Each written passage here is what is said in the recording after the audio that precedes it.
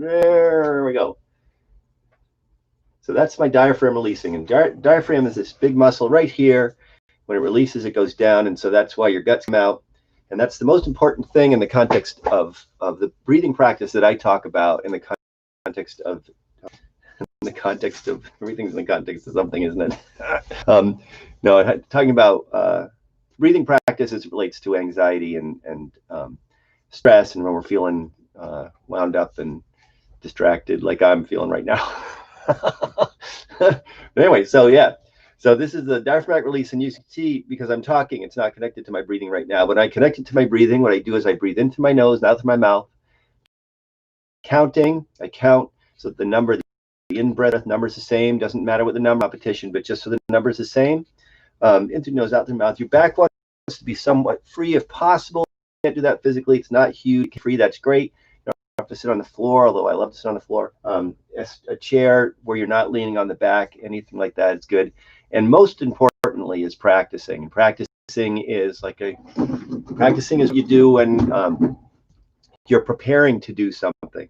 So difference between practicing and performing. Stutters are in again, so I might take mine. I used to stutter when I was a little kid. I might just get it going again because apparently it's a new thing. But so yeah, practicing is a thing that you do when you're preparing to do something for real. And so practicing, I personally practice twice a day.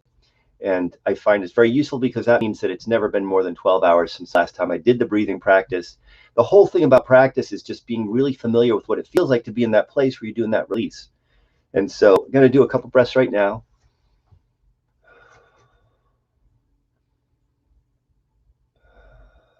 And it's really hard to see because all the black I'm wearing right now, but my shoulders aren't moving. It's important. If you can do this in the mirror when you're just getting used to it, that's cool too, because you'll see things you wouldn't see otherwise. You don't want your shoulders to be going up and down, because if your shoulders are going up when you breathe in, it's because you're breathing into your chest, and your rib cage makes it hard for you to breathe, to have the kind of breath that we're talking about with a diaphragmatic release. When your diaphragm releases, it just creates this whole open space in here that's very useful in terms of the type of breath that you want to be doing. But most importantly, it's that release of the diaphragm that has the limbic system going, oh, I guess we're cool. And ultimately, you want your limbic system to be cool unless you are in a lethal situation where you are about to die for real. And it's an important distinction, because a lot of times, I'm talking about, being so worried. I'm talking about a lethal threat, because that's what the limbic system is for. And if you're so stressed out that you're feeling in a certain way, not to minimize that. However, the limbic system isn't hurting you, it's helping you then. In fact, it's getting in your way, making it harder for you to actually be paying attention, or not you, it makes it for me to be paying attention to what's actually going on around me, which is really the most important thing, because generally, for the most part, most of the time for me in my white privileged existence, what's going on around me is a lethal threat. And it might be different for you where you are, but that's the situation I am. And if it is different, then that's where you want to be. And that if that's a lethal threat place, you definitely there. But if you're not in that space, you don't want to be there. And I can get exhausted if I spend all my time in that, oh my God, coulda, shoulda, wouldas, or what might happen next kind of space. It's exhausting, and it doesn't do anybody any good. It certainly doesn't do me any good. And so that's the breathing practice refresher for today. Just want to throw up one little thing about gratitude, because I love taking up an attitude of gratitude. It completely repositions me in relation to my life, makes things so much easier, and it's just a position that I appreciate and can take up. I'm in control of when I can take that up, so that I don't have to wait for somebody else. It's not dependent on other things that are going around me. I can do that whenever I want to.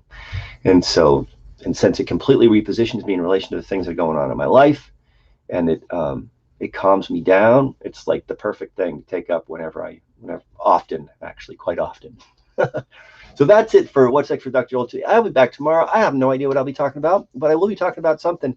And I hope, I so much appreciate when I hear about folks watching these videos, and I hear about it from time to time, and I appreciate that people are watching them and that they're getting something out of them. That's why I'm doing them. I'm just hoping to pass on some stuff that I've learned from the amazing people that I've had the privilege of knowing in my life, and passing on that stuff, hoping it will be useful for others.